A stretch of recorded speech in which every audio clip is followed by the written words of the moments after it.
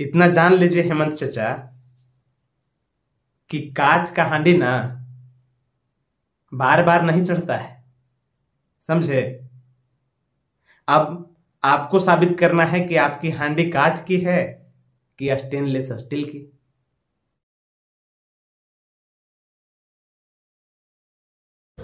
नमस्कार sir. Sir कुछ बात करना था आपसे। ये जो जेई वाला जो अति हुआ है सर, धांधली हुआ है, उसमें क्या कहना चाहेंगे? कुछ कहना चाहेंगे आप? कोर्ट में मामला है। कोर्ट में है सर।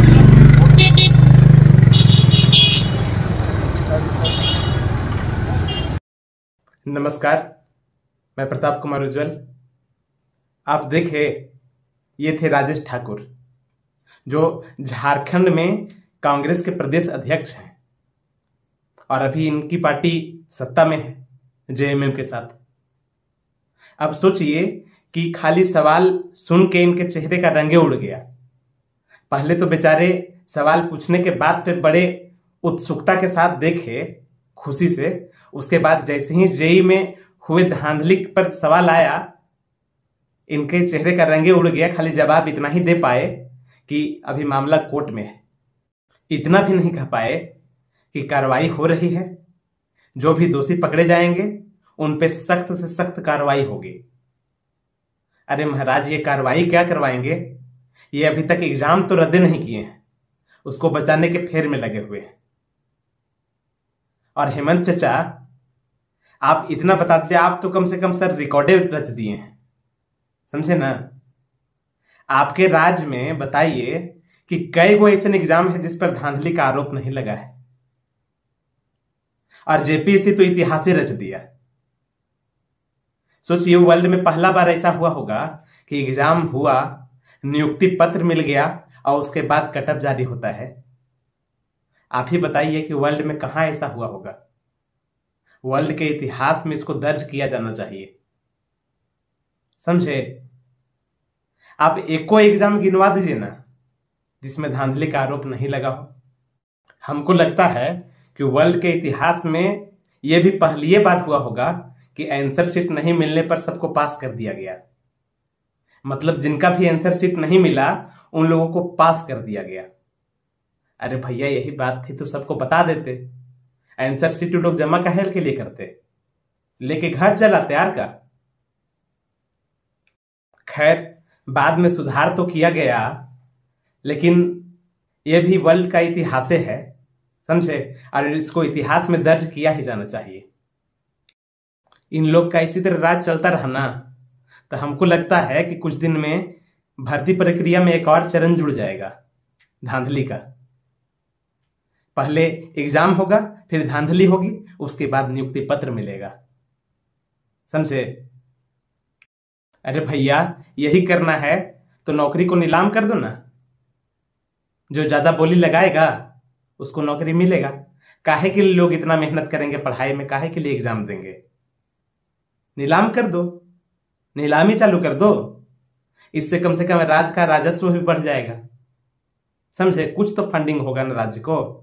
और अभी भी हेमंत चचा से यही कहना चाहेंगे कि अगर थोड़ा सा भी ईमानदारी बचा हुआ है तो जेएसएससी पर और जेपीएससी पर सीबीआई जांच करवाइए। देखिए, अगर धांधली नहीं पकड़ा जाएगा तो कहिएगा दूध का दूध और पानी का पानी हो ही जाएगा। आप एक बार सीबीआई जांच का आदेश दीजिए और जांच करवाइए, सीबीआई जांच, समझे ना? इस तरह बचाते रहिएगा तो काम नहीं चलेगा। कितना दिन तक बचाइएगा? इतना जान लीजिए हेमंत चचा कि काठ का हांडी ना बार बार नहीं चढ़ता है, समझे? अब आपको साबित करना है कि आपकी हांडी काठ की है कि स्टेनलेस स्टील की। चलिए, इतना बात हो ही गया है तो कुछ बात आप लोग से भी कर लेते हैं। अरे आप ही से भाई, अभी देख रहे हो ना, इधर उधर क्या देख रहे हो? आप ही से बात कर रहे हैं। आप लोग भी इसके लिए कम जिम्मेवार नहीं हो, समझे?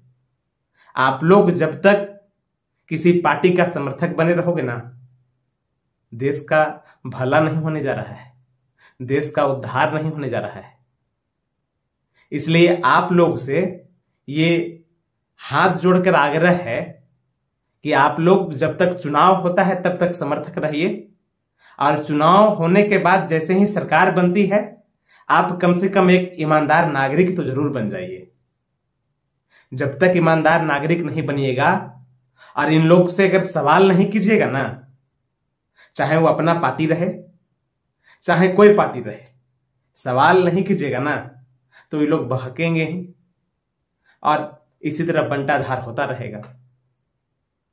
तो अगर इसी तरह चलाना है तो समर्थक बने रहिए, और अगर सुधार करना है तो कम से कम चुनाव के बाद जब सरकार बन जाती है तो कम से कम नागरिक बनने की कोशिश कीजिए, और मेरा यही आशा रहेगा कि आप नागरिक बनिएगा।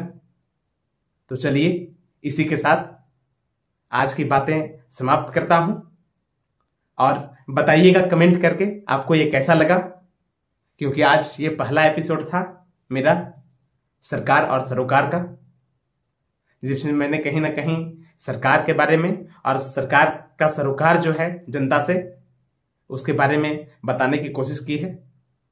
तो चलिए आप बने रहिए युवा सत्याग्रह के साथ, और कमेंट करके जरूर बताइएगा, समझे ना। कमेंट में लापरवाही नहीं, आप कमेंट कीजिए। चलिए धन्यवाद।